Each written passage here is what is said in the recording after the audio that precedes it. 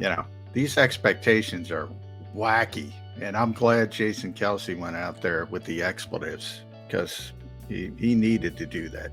He needed to give everybody sort of that Jason Kelce. Because nobody listens to me. Everybody listens to Jason Kelce. So thank you, Jason.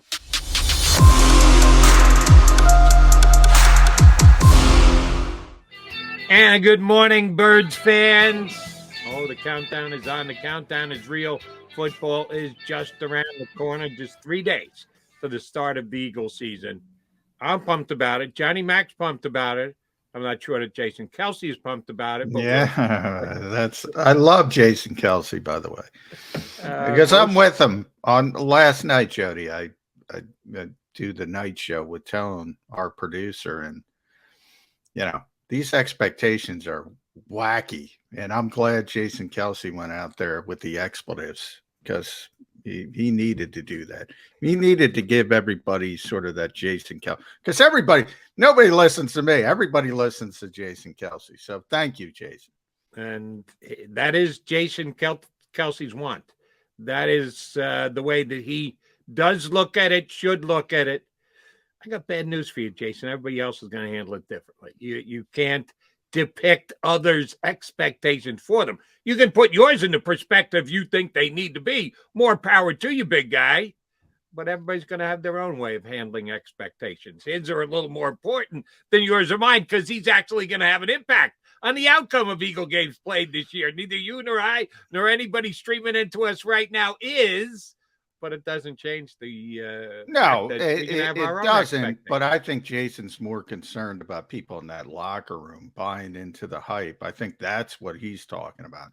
He knows he can't control people's expectations, but when you start to hear some of the things, and I mentioned yesterday with Tone, I'm hearing Pro Bowl predictions for C.J. Gardner-Johnson and Kaiser White.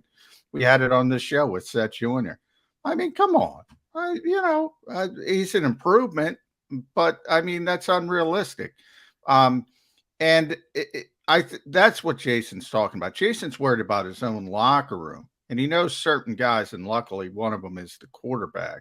You're typically worried more about younger players than Jason, Lane Johnson, Fletcher Cox, Brandon. They know it doesn't mean anything.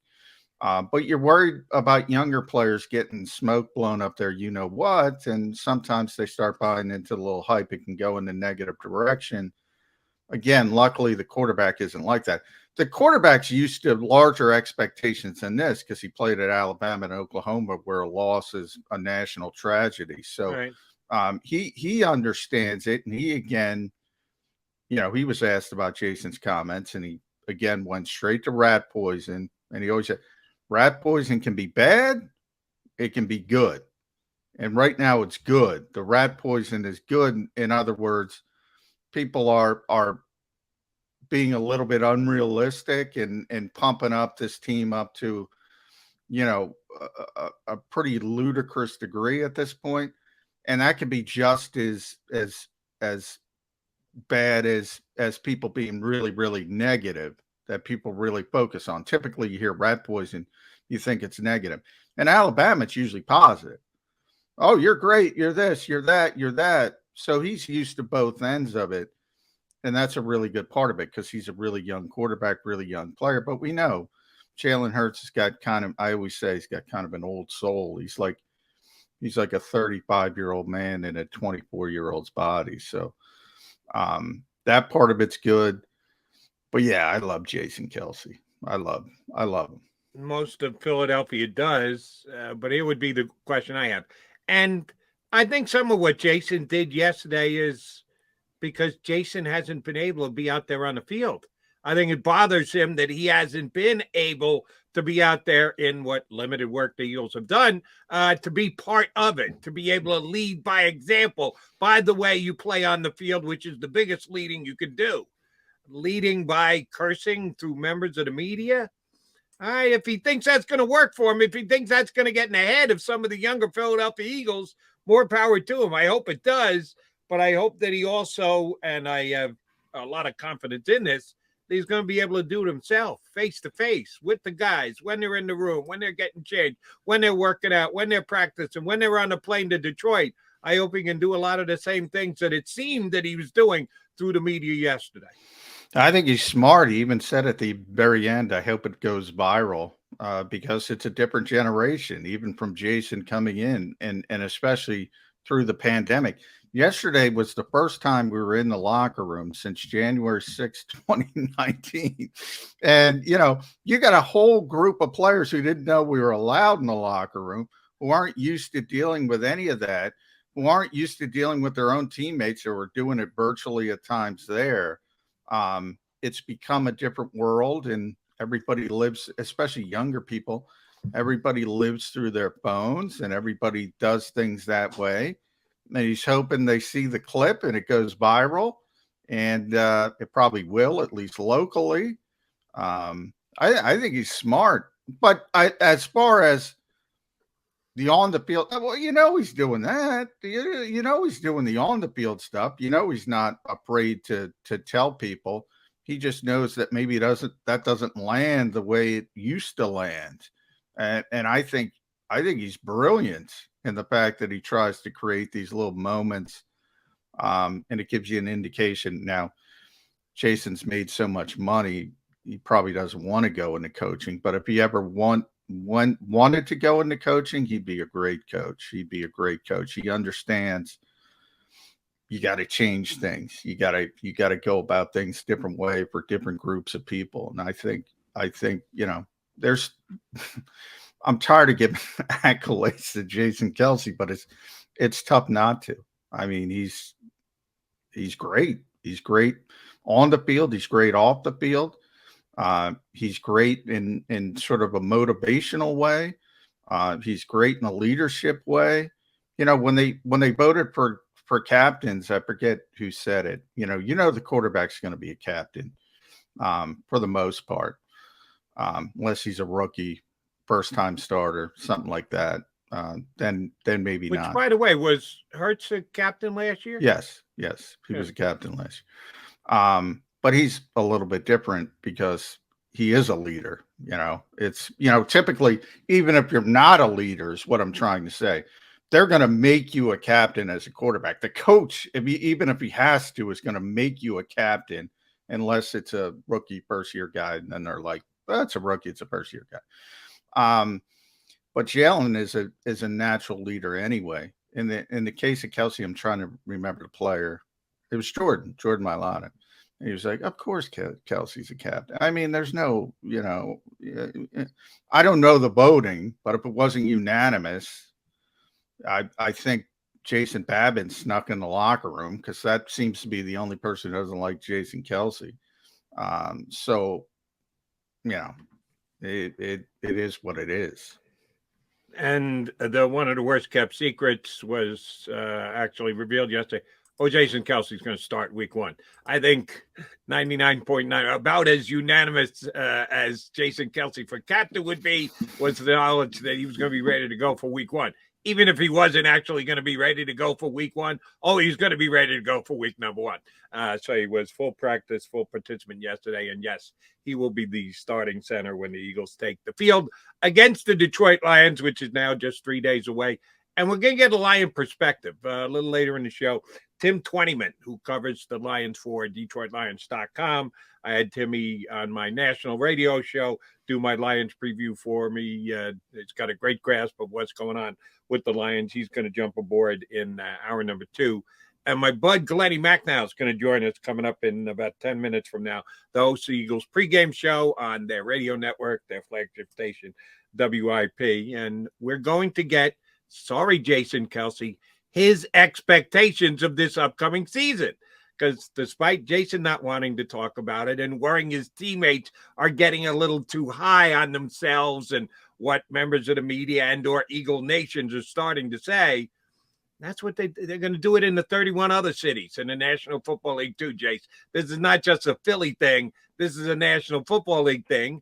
Everybody's got expectations before the season starts. Everybody's expected to win. And Detroit's a 3-win team, right? And they're going to have expectations. But what he's honing down on 9-8 team going to the Super Bowl. I think my co-host bet on the Eagles to go to the Super Bowl. That would be correct.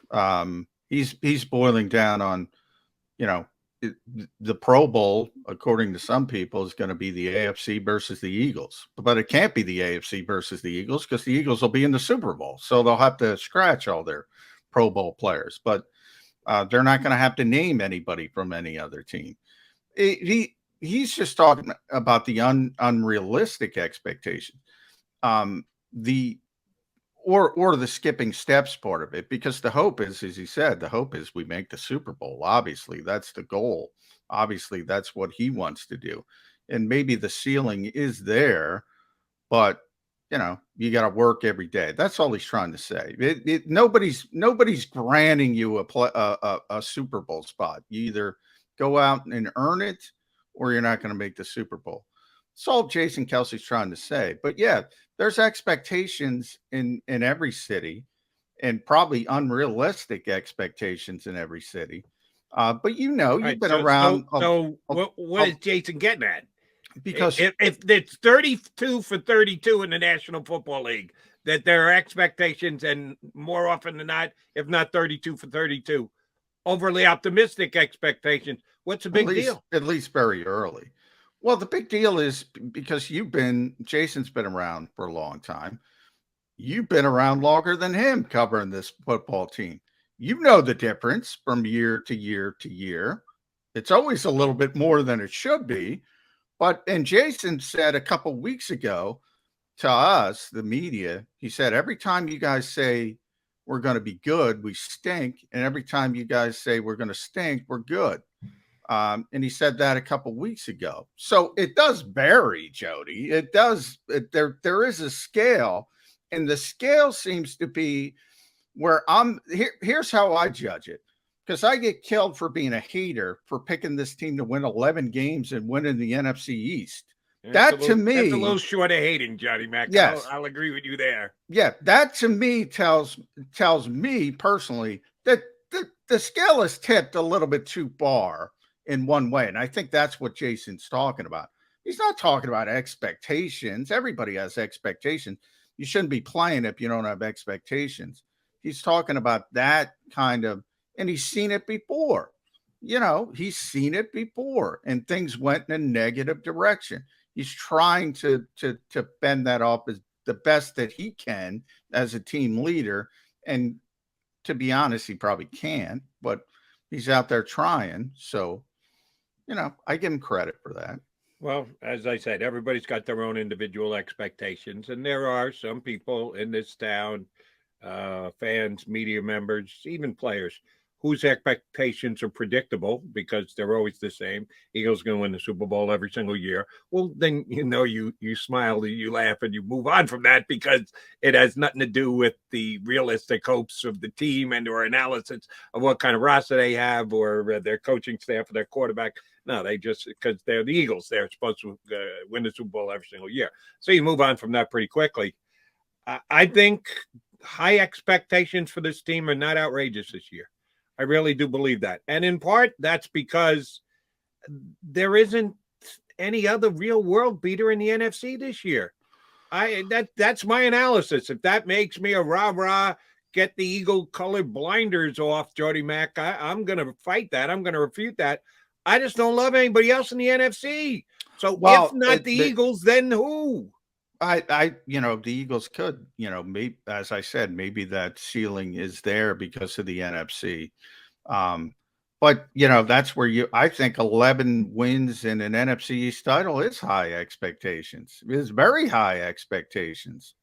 So maybe that's where we kind of differ. The ceiling's there. The ceiling for this team to maybe catch a bolt of lightning is potentially there. But that's the ceiling. The floor exists too. And what's the floor? The floor is injuries.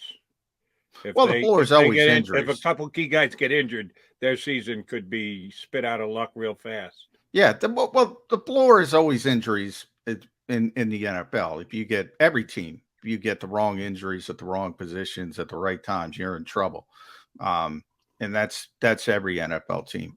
But what just for sake of argument, and I see Glenn's in the green room, so we got to get the break, but I'll just throw this to you before the break. What's the floor if they're relatively healthy? In other words, what's the floor if they're just not as good as most people think they are? But their players play. What's that floor? I think that floor is still pretty good. Yeah, I think but I think it's 10 wins. I think it's 9-10 wins. I do think, I do think, CJ Gardner-Johnson. Yeah, he's better than what they had, and that'll probably really help them as the season goes on. I'm not sure it's going to help them early.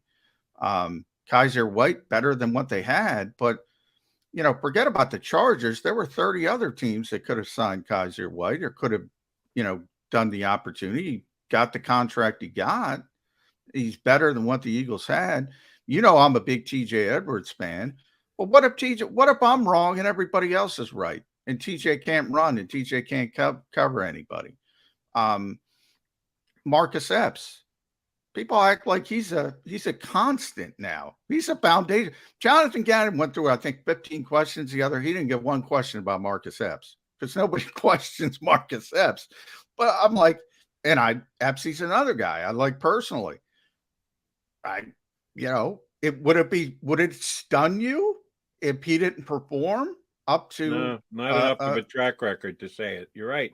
There are a couple guys like that on this roster, but maybe I'm looking at the glass as half full here to start the year, but I'm not having it overflow where I think that I'm looking at a team that's 8-9, 9-8, and going, oh my God, they're going to win 13 games. That's outrageous. And I think those that are going to those levels that Jason Kelce may have been referring to yesterday are not all that great.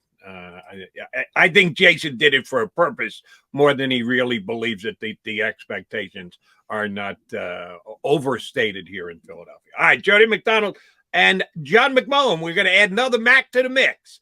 Glenn Mack now hosts of the Eagles pregame show on their radio network, and their flagship station WIP is going to jump aboard with us next.